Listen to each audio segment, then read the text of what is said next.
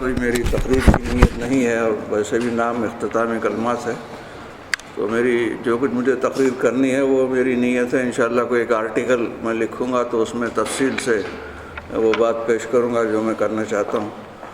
یہاں صرف اس آرٹیکل کا عنوان اور اس کا کچھ خلاصہ چند منٹ میں بیان کرنا چاہتا ہوں۔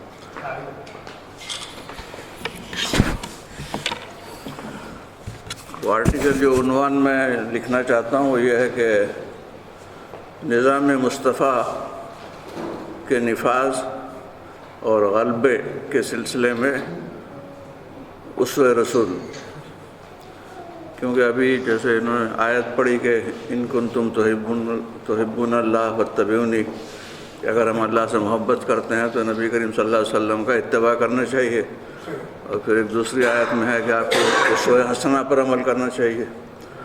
تو ہم یہ جو سیرت کی محفلیں لگا رہے ہیں، مقصد یہی ہوتا ہے کہ ہم اپنے رسول صلی اللہ علیہ وسلم کے اسوہ پر عمل کریں۔ تو اسوہ رسول بہت بڑی وسیع چیز ہے، آپ کا ایک ایک عمل، چھوٹے سے چھوٹے عمل سے لے کے بڑے سے بڑے عمل، ہر چیز پر ہمیں اتباع کرنے کی ضرورت ہے۔ تو ایک اس کا پہلو یہ ہے کہ دین کے غلبہ کا جو پہلو ہے اس سلسلے میں آپ نے کیا کیا، آپ نے کن کن مراحل سے آپ گزرے، اور ان تمام کے اندر آپ نے خالی صرف تبلیغ و دعوت تک اپنے آپ کو محدود نہیں رکھا۔ مکے کی زندگی کے 13 سال جو ہیں وہ آپ کہہ سکتے ہیں کہ وہ صرف دعوت و تبلیغ کے تھے، لیکن مکے ہی سے آپ کے سامنے کلیئر تھا ویژن کہ مجھے کرنا کیا ہے، اور وہ ویژن اللہ تعالیٰ نے قرآن میں بھی دیا، اور آپ کو بھی اس کی باتیں وہ آرٹیکل میں آئیں گی، لیکن مقصد کہ اس ویژن کو یہ تھا کہ غالب کرنا ہے، خالی تبلیغ و دین تک بات کو محدود نہیں رکھنا، یہ بھی ایک جز ہے، اس کا پہلا جز ہے۔ تو جیسے ہی وہ بیعت عقبہ ثانیہ کہتے ہیں، بیعت عقبہ ثانی کہتے ہیں، 75 آدمی مدینے سے آئے اور انہوں نے آپ کو دعوت دی کہ آپ ہمارے ہاں چلیے، تو آپ نے فوراً وہ دعوت قبول کر لی، اور اس کے بعد مسلمان آہستہ آہستہ مدینے گئے اور وہاں ایک ریاست قائم کی۔ یہ جو ریاست کا قائم کرنا ہے کس لیے کہ غلبہ کرنا ہے، غلبے کا مطلب ہے کہ سیاسی اقتدار آپ کے ہاتھ میں ہونا چاہیے۔ تو اس میں تفصیلی باتیں بہت ہیں، اس کے علاوہ وہاں پر جا کر آپ نے اور بھی اطراف اکناف کے یہودیوں کو نیوٹرلائز کرنے کی کوشش کی۔ جنگ بدر آپ نے لڑی، جنگ احد لڑی، جنگ احزاب آپ کا پیش آیا، اس کے بعد صلح حدیبیہ آیا، اس کو اللہ تعالیٰ کہتا ہے انا فتحنا لکم فتحا مبینا۔ تو یہ ساری پھر فتح مکہ آیا۔ تو یہ سارے واقعات ایسے ہیں کہ جو یہ ثابت کرتے ہیں اور یہ بتاتے ہیں کہ اللہ تعالیٰ نبی کریم صلی اللہ علیہ وسلم نے غلبہ دین کے لیے کیا کیا کیا۔ کسی دوسرے مذہب کے اندر، چاہے وہ بدھزم ہو یا عیسائیت ہو یا کہ ہندوازم ہو، کچھ ہو، ان تمام کے اندر اس سیاسی اقتدار پہ قبضہ کرنا اور سیاسی اقتدار کے ذریعے سے کوئی کام کرنا نہیں ہے۔ یہ مذہب اسلام کے پھیلاؤ کے لیے نہیں ہے کہ لا اکراہ فی الدین ہے، اسلام تو یہ کہ آپ آزاد ہیں، چاہے ایکسیپٹ کریں نہ کریں، لیکن نفاذ شریعت ضروری ہے۔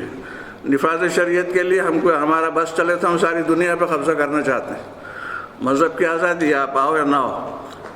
مصر میں، عراق میں، سیریا میں پہلے فتوحات ہوئی ہیں، کمانڈر جا کے کہتا ہے کہ بھائی 3 باتیں ہماری، یا تو اسلام قبول کر لو، یا جزیہ دو، یا پھر ہم سے لڑ لو۔ تو وہ حکومت تو پہلے آ گئی، لیکن ساری آبادی تو غیر مسلم تھی۔ جب مصر فتح ہوا، عراق فتح ہوا، فلاں ہوا، سارے آبادی غیر، وہ مسلمان ہونے میں وہاں پہ تبلیغ کا کام چلا 100 سال، 200 سال، 150 سال میں جا کے مصر میں میجارٹی ہوئی مسلمانوں کی، اسی طرح عراق میں، اسی طرح مصر میں، اس میں سیریا میں۔ ان کی زبان تک عربی نہیں تھی، سیریا کی زبان یونانی تھی۔ الیگزینڈر گریٹ کے زمانے سے جب قبضہ تھا یونان کے ہاتھوں میں، اس وقت سے ان کی زبان بھی بدلی، انہوں نے اپنا مذہب بھی بدلا، لیکن وہ تبلیغ سے ہوا۔ لیکن تبلیغ یہ ہے کہ الناس علی دین ملوکہم، کہ لوگ جو ہیں اپنے بادشاہوں کے مذہب دین کو اختیار کرتے ہیں۔ تو اسلام نے اس بات کو رکھا ہے، وہ یدخلون اذا جاء نصر اللہ والفتح ورأیت الناس یدخلون فی دین اللہ افواجا۔ اللہ تعالیٰ خود بھی کہہ رہا ہے اسی بات کو کہ تم نے اللہ کی فتح کو دیکھا، جب اللہ کی فتح ہوئی تو کیا ہوتا ہے؟ یدخلون فی دین اللہ افواجا۔ اس وقت جو ہے لوگ اللہ کے دین میں فوج دور فوج داخل ہوتا ہے. یہ قرآن میں بھی ہے اور ایک مقولہ بھی ہے. تو یہ اس نفسیات کو اختیار کیا کہ جو دوسرے تینوں میں دوسرے مذاہب میں نہیں ہے. صرف اسلام کی خصوصیت ہے کہ وہ غلبے کے لیے کام کیا جاتا ہے. اور غلبہ جو ہے وہ دین کی اسلام پھیلانے کا غلبہ نہیں ہے، بلکہ غلبہ سیاسی اقتدار پہ قبضہ کر کے اور باقی تبلیغ کرتے رہو. اس اقتدار کے نیچے جو تبلیغ ہوگی تو اس کا کوئی اثر ہوتا ہے.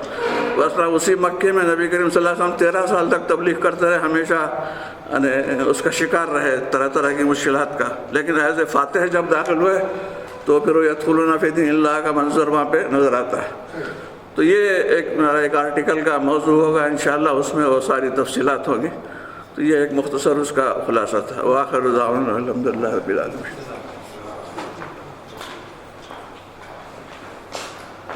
بہت جلدی چونکہ اذان ہونے والی ہے، اذان سے پہلے تھوڑا سا وقت ابھی ہمارے پاس ہے. جناب وکیل صدیقی صاحب سے درخواست ہے کہ اسلام کے غلبے کے لیے اور جاپان میں اسلام کے توسیع کے لیے دعا فرمائیں. جناب وکیل صاحب.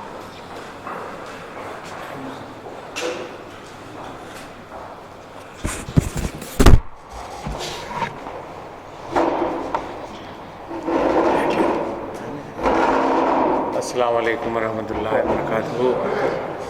اتنی ساری علماء کی باتیں سننے کے بعد کوئی کمی تو نہیں رہ جاتی. میں صرف ایک کام کر سکتا ہوں اور وہ یہ ہے کہ اس جگہ پر آ کر کے میں شامل ہو جاتا ہوں ان لوگوں میں جو نیک لوگ ہیں. اللہ تعالیٰ مجھے اور دوسرے لوگوں کو بھی توفیق دے کہ حضور اکرم صلی اللہ علیہ وسلم کی زندگی پر عمل کریں اور دوسروں تک اس میسیج کو پہنچائیں.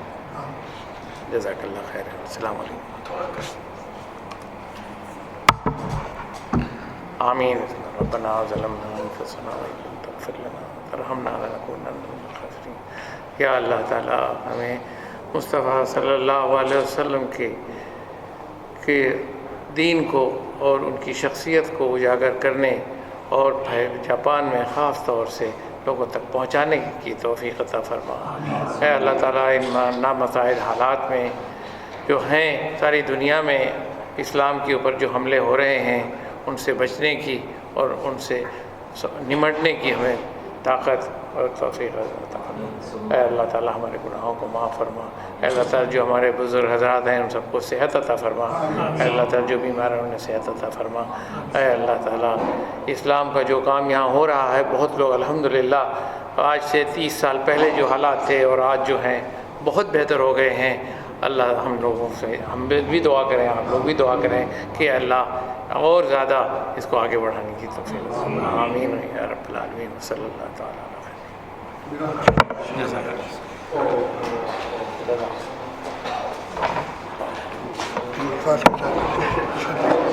آپ تمام حضرات کا ندوہ ناشتہ ہے اور اس کے بعد تھوڑا سا ناشتہ ہے.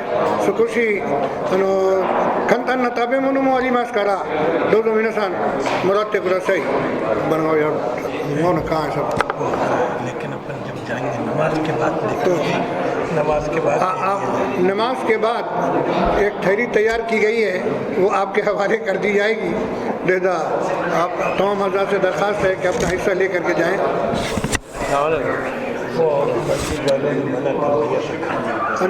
رے آئی نو آتو نہیں سلاد نو آتو نہیں سکوشی کھنتن بینتو بیتائی مونو کا آلیماس کارا سو لے کھائی نہیں سو لے کو مراتے کو رسائی انہیں کا شماس نماز کے ظہر کی نماز کے بعد.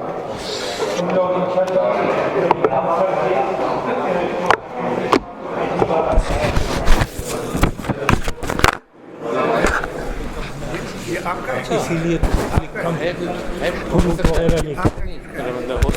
میں حاضر ہوں گا آپ کو فون کر کے انشاءاللہ ہے نا.